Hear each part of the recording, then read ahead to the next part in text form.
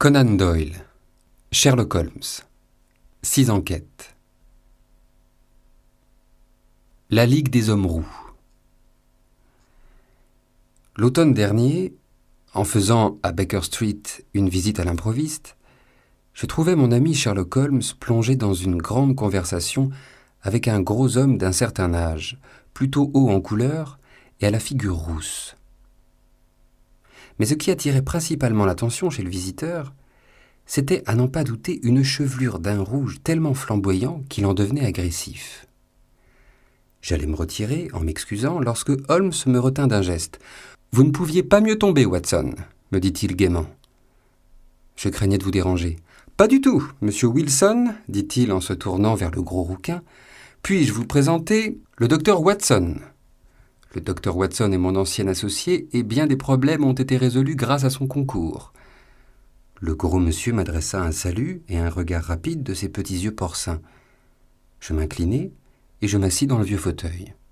« Vous vous souvenez, Watson, de ce que vous m'affirmiez l'autre jour pour me contredire, que la vie n'est jamais aussi audacieuse que le roman et que c'est là la faiblesse du roman dit réaliste. Eh bien voici précisément monsieur Jabez Wilson qui a bien voulu me soumettre un petit problème et qui va avoir la bonté de recommencer sa narration devant vous. Nous n'en étions qu'au début et je crois que c'est l'un des récits les plus sensationnels que j'ai entendus depuis plusieurs années. Je dois dire que jusqu'ici je suis incapable de dire si cette histoire annonce un crime ou même un délit, mais les circonstances en sont certainement très originales.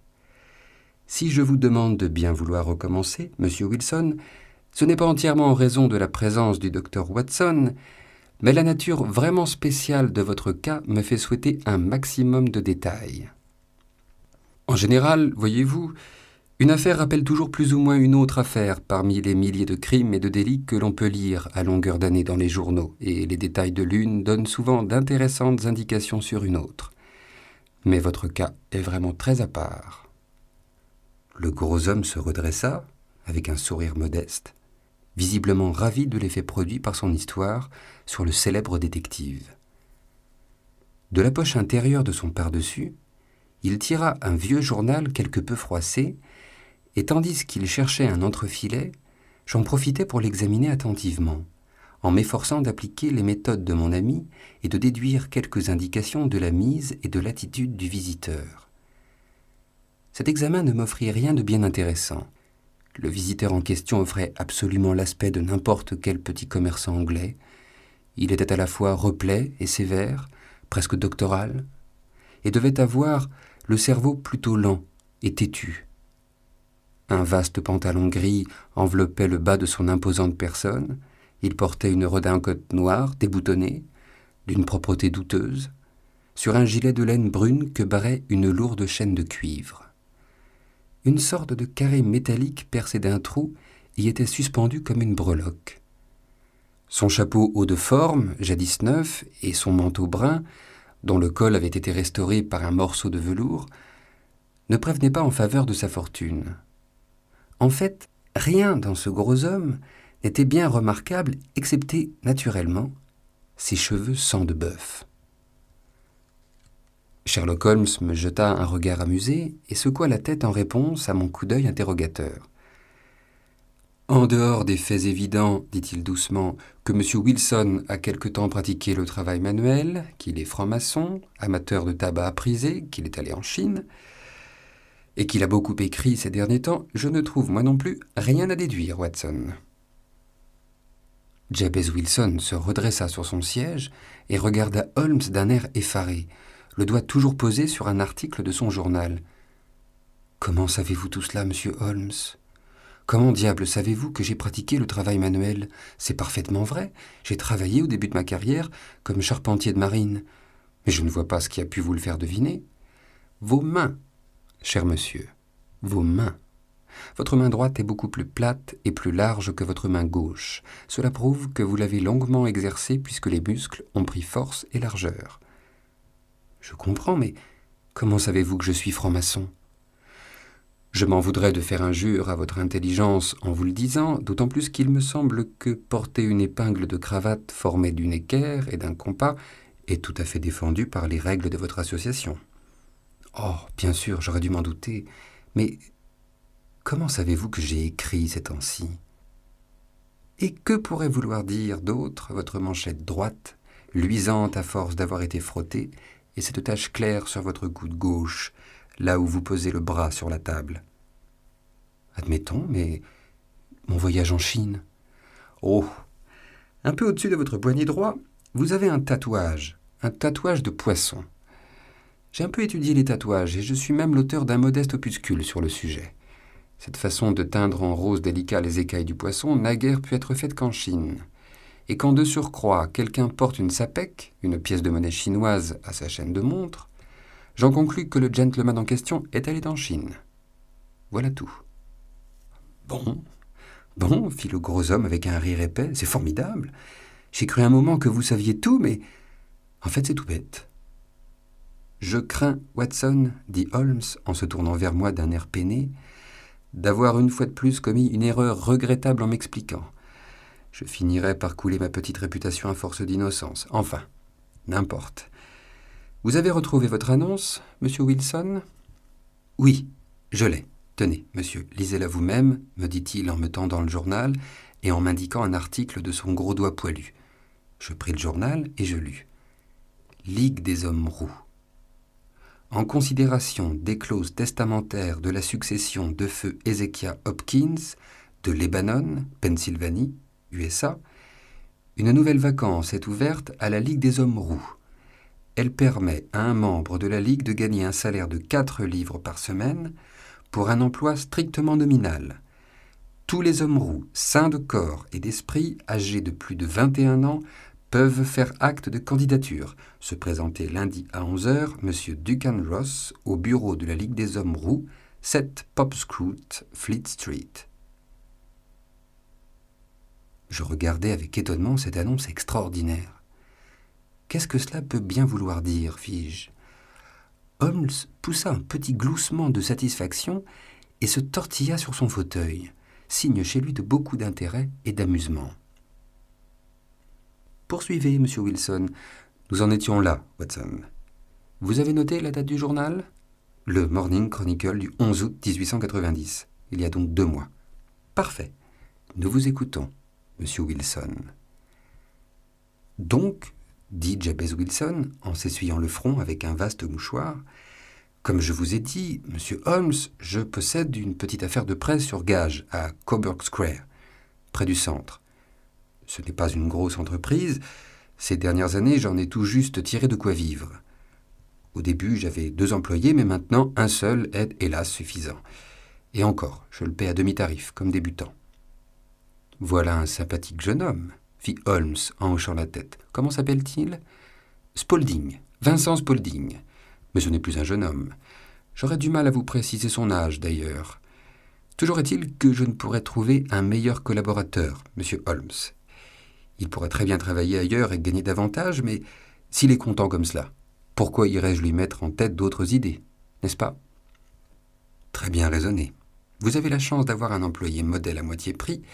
Je ne connais pas beaucoup de patrons qui pourraient en dire autant à notre époque. Mais je suppose qu'il n'a rien d'aussi remarquable que votre annonce de tout à l'heure. Oh, remarquez qu'il n'est pas sans défaut. Par exemple, je n'ai jamais vu un pareil maniaque de la photo. Il disparaît souvent, son appareil en bandoulière, et quand il revient, c'est pour foncer dans son labo, à la cave, développer ses clichés. Mais dans l'ensemble, c'est son seul défaut, il travaille très bien. Vous l'avez encore avec vous, j'imagine? Oui, monsieur. Lui, une petite servante de 14 ans qui fait le ménage et un peu de cuisine. Ils vivent dans la maison car je suis veuf, monsieur Holmes, et je n'ai jamais eu d'enfant. Nous menons donc une vie tout à fait paisible, et sans être riches, nous avons au moins un toit au-dessus de nous, et nous vivons sans dette. Mais nos ennuis ont commencé avec cette maudite annonce. Il y a 8 semaines, Spaulding arrive au bureau avec ce journal en me disant « Ce que j'aimerais avoir les cheveux aussi roux que les vôtres, monsieur Wilson. » Et pourquoi cela, Spaulding? Lui dis-je avec un peu de surprise, car en général, on aime avoir les cheveux un peu moins voyants. Parce qu'il y a un poste vacant à la Ligue des hommes roux, et que le type qui sera pris gagnera je ne sais combien d'argent, tout simplement. On dit que les administrateurs ne savent pas quoi faire de l'argent du legs et qu'il y a plus de places que de candidats. Pourtant moi, à leur place, Qu'est-ce que tu racontes ? Demandai-je. Il faut vous dire, monsieur Holmes, que je suis très casanier et que, comme j'attends les clients derrière mon bureau, je reste souvent une semaine sans mettre le pied hors de chez moi. De plus, je ne lis guère les journaux et je ne suis pas très au courant de l'actualité. Mais j'aime bien prendre les nouvelles. Comment ? Dit Spaulding, en écarquillant les yeux. Vous n'avez jamais entendu parler de la Ligue des Hommes Roux ? Jamais ? Ça alors ? C'est étonnant. Pourtant, avec vos cheveux... Mais dites donc, vous pourriez obtenir un des postes vacants, vous ? Je ne vois pas ce que j'y gagnerais, dis-je. Oh, mais pas moins de 200 livres par an, vous savez. Et en plus, c'est un travail facile qui n'empêche pas de s'occuper d'autre chose en même temps. Là-dessus, je commençais à prêter une oreille un peu plus attentive, vous devinez bien. 200 livres par an par les temps qui courent, ce n'est pas à dédaigner. Raconte-moi cela, dis-je à Spaulding. Et le voilà qui me montre le journal et la petite annonce. Vous voyez, me dit-il, on donne l'adresse de la Ligue là-dedans et on indique qu'une place est vacante. Pour autant que je sache, la Ligue des Hommes Roux a été instituée par un riche américain nommé Ezekiah Hopkins. C'était un type assez bizarre et qui avait des manies. Il avait les cheveux roux et il aimait beaucoup les rouquins.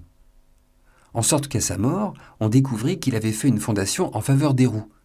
Son immense fortune était laissée à des fidéicommis pour offrir des sinécures à des hommes roux. C'est tout ce que j'en sais, mais il paraît que l'on y gagne beaucoup à ne rien faire. « Diable, lui dis-je, mais il va y avoir une foule de rouquins pour se présenter. »« Eh ben, pas tant que vous croyez, » me répondit-il. « Par ailleurs, je crois que l'emploi est réservé exclusivement aux hommes roux natifs de Londres. L'Américain avait commencé sa carrière à Londres. Et il a voulu offrir ce témoignage de reconnaissance à notre bonne vieille ville. J'en sais pas grand-chose, remarquez. Tout ce que j'en sais, c'est qu'il faut pas avoir les cheveux plus ou moins jaunes ou plus ou moins rouilles. Il faut avoir des cheveux vraiment roux, quasiment rouges, à peu près comme vous, quoi. Après tout, monsieur Wilson, vous ne risquez rien à vous présenter, pas vrai ? Pourquoi n'y allez-vous pas ? Tout ce que vous risquez, c'est de ne pas gagner quelques centaines de livres. À votre place, je n'hésiterais pas. Bref. Spaulding me convainquit. Évidemment, monsieur Holmes, vous voyez mes cheveux. Leur couleur légèrement voyante m'a quelquefois un peu gêné, mais qui puis-je ? Pour une fois que cette couleur pouvait me rapporter quelque chose, bon, je me suis décidé. Comme Spaulding m'avait l'air parfaitement au courant, je lui dis de fermer la boutique pour la matinée et de venir avec moi. Un jour de congé n'ayant jamais fait peur à un employé, le lendemain matin, nous étions à l'adresse indiquée. Oh, monsieur Holmes, je crois que je n'oublierai jamais ce spectacle. Au nord, au sud, à l'est, à l'ouest, il n'y avait que des rouquins. Une marée de rouquins. C'était effrayant. C'était une mer de cheveux roux, de toutes les teintes possibles, de toutes les nuances imaginables, du jaune citron au chocolat en passant par le setter irlandais. Fleet Street avait l'air d'un camion d'oranges. Il y en avait des briques, des rouilles, des abricots, des chaudrons, est-ce que je sais. Cependant, Spaulding avait raison, il y en avait peu à posséder une couleur de cheveux aussi vive que moi, et franchement rouge. En voyant toute cette foule, j'avais envie de retourner chez moi, je ne me doutais pas qu'il pouvait y avoir autant de rouquins dans Londres. Mais Spaulding ne me laissa pas faire. Je ne sais vraiment comment il s'y prit, en jouant des coudes et en me tirant, en poussant à travers la foule, mais au bout de 10 minutes, nous étions au bas des marches qui menaient au bureau de la Ligue. Monsieur Holmes, c'était un va-et-vient continu d'hommes roux en 2 files, une montante, une descendante. Ceux qui montaient avaient l'air plein d'espoir, ceux qui descendaient avaient l'air lugubres. Vous ne pouvez pas vous imaginer la scène. « C'est absolument passionnant, » dit Holmes en se pelotonnant sur son fauteuil. « Et alors, monsieur Wilson ? Continuez. » Bref, au bout d'un moment, j'étais dans le bureau, toujours avec Spaulding, que je n'avais pas lâché. Le bureau ne contenait guère que 2 chaises en bois blanc et une table en sapin, et derrière la table était assis un homme plutôt petit, mais qui avait les cheveux encore plus rouges que les miens. À chaque candidat qui se présentait, le petit homme adressait quelques mots, mais il trouvait toujours un défaut à reprocher, à la couleur, à la nuance, à ce que je sais. Enfin, quelque chose pour le renvoyer. Cela n'avait pas l'air facile du tout de faire partie de la Ligue. Cependant, quand vint mon tour, le petit homme sembla regarder mes cheveux avec plus d'intérêt que les autres. Il referma même la porte derrière nous et me pria de m'asseoir. Spaulding prit la parole. Monsieur Jabez Wilson souhaite le titre de membre de la Ligue, dit-il. Cela me semble très légitime, dit le petit homme. À première vue, il a toutes les qualités requises. Je ne crois pas me souvenir d'avoir jamais rien vu d'aussi beau. Il recula sa chaise et se mit à regarder mes cheveux avec une sorte d'émotion, en penchant la tête sur le côté. Je ne savais plus où me mettre. Tout à coup, il se leva d'un bond et se penchant par-dessus la table, il me dit « Toutes mes félicitations, monsieur, vous êtes admis. La moindre hésitation serait un véritable crime. Cependant, vous m'excuserez de prendre certaines précautions. » Et ce disant, il me prit par les cheveux et se mit à me les tirer de toutes ses forces à deux mains. Je poussai un cri, vous pensez bien, et je me débattis en criant. Il s'arrêta aussitôt. « Excusez-moi, dit-il, mais c'était indispensable. Vous avez des larmes dans les yeux, ce n'est donc qu'une perruque. Nous avons été trompés 2 fois par des postiches, savez-vous. Une autre fois par de la teinture.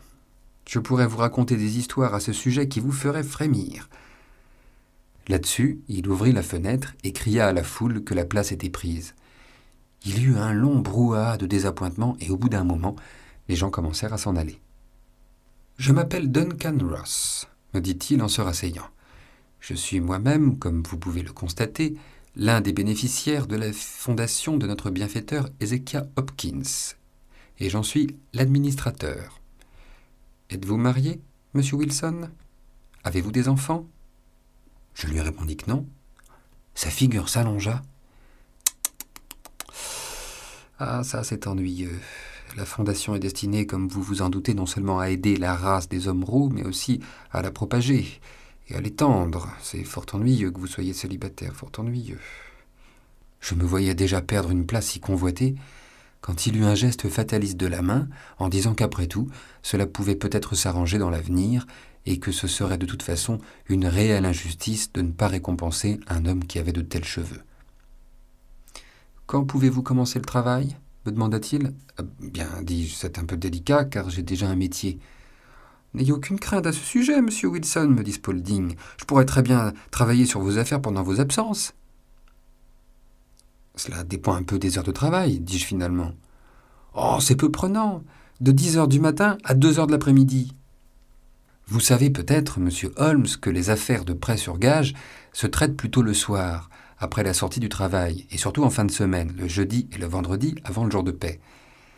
En fait, cela me convenait tout à fait de bien gagner un peu d'argent le matin, d'autant plus que je pouvais me fier parfaitement à Spaulding, à ce point de vue.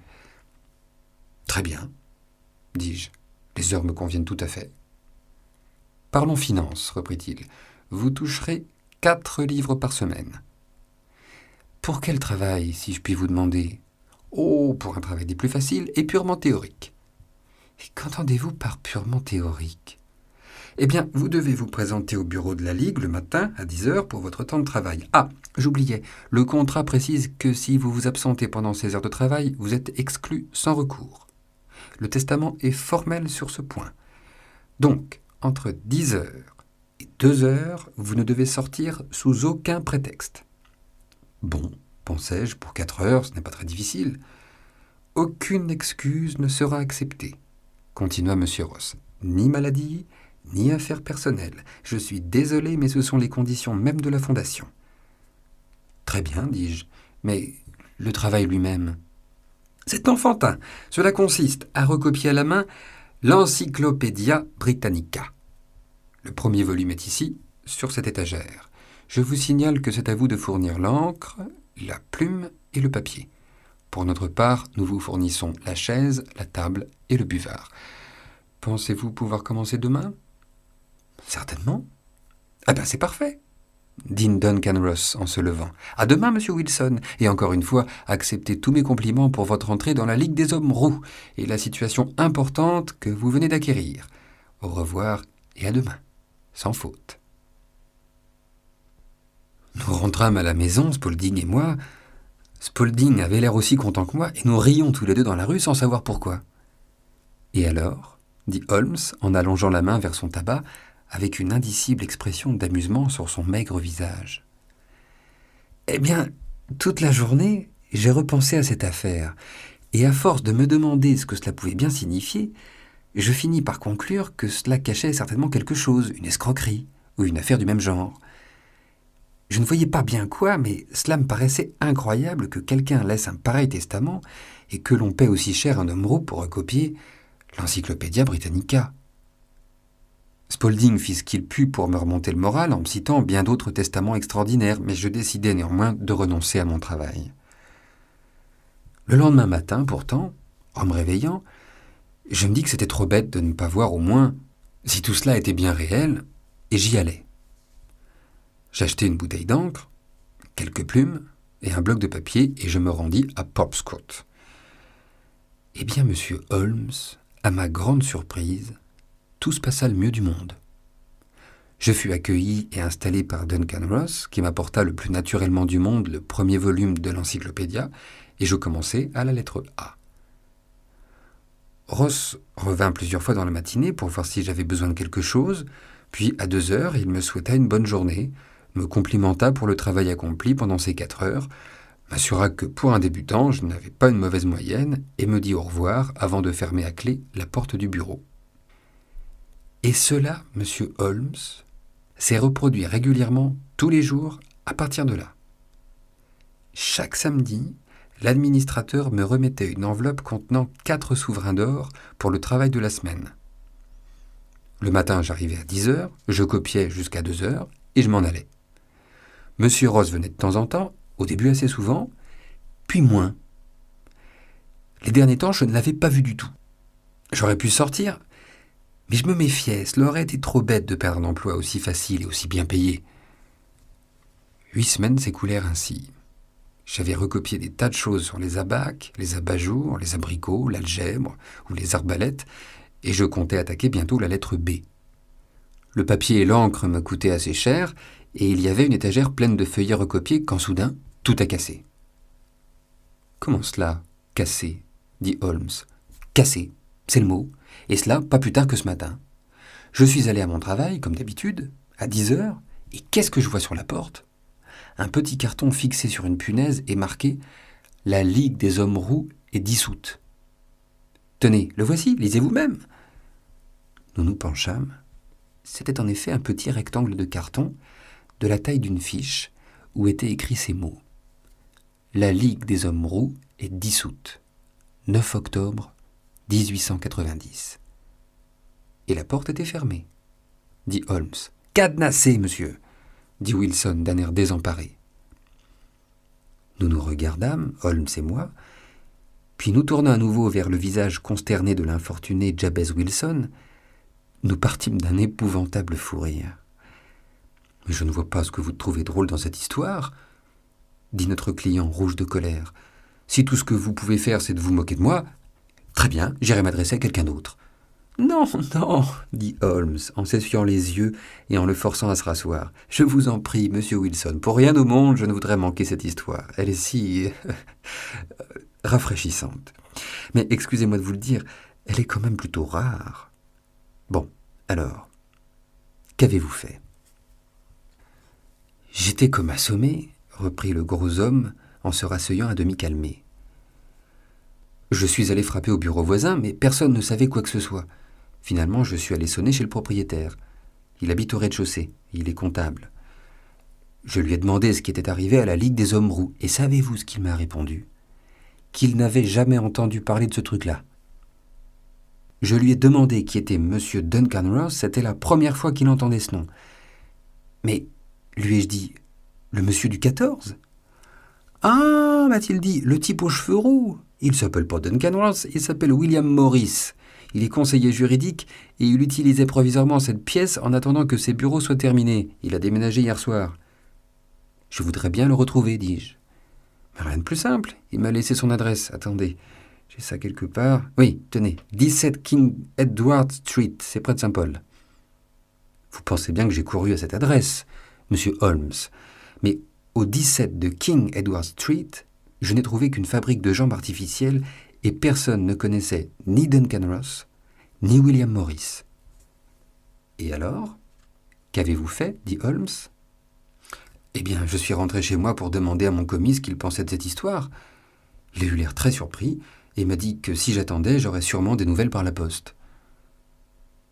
Mais cela ne me plaît pas, monsieur Holmes. Je ne vois pas pourquoi je perdrais un bon emploi sans me défendre. Comme j'avais entendu dire que vous aviez souvent la gentillesse de donner de bons conseils aux pauvres gens sans défense, je suis venu chez vous. Et voilà. Vous avez très bien fait, dit Holmes, qui avait repris son sérieux. Votre affaire, monsieur Wilson, est tout à fait exceptionnelle, et je m'en occuperai avec plaisir. D'après ce que vous venez de me raconter, j'ai l'impression qu'il faut s'attendre à quelque chose de beaucoup plus grave qu'on ne pourrait le penser.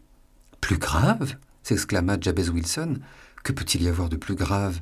J'ai déjà perdu cette semaine 4 livres sterling. Il me semble... Rassurez-vous. Pour vous, je crois que c'est terminé. D'ailleurs, il me semble que... Nous espérons que vous avez apprécié cet aperçu. Pour continuer à écouter ce livre audio sur Google Play Livres, utilisez le lien dans la description de la vidéo.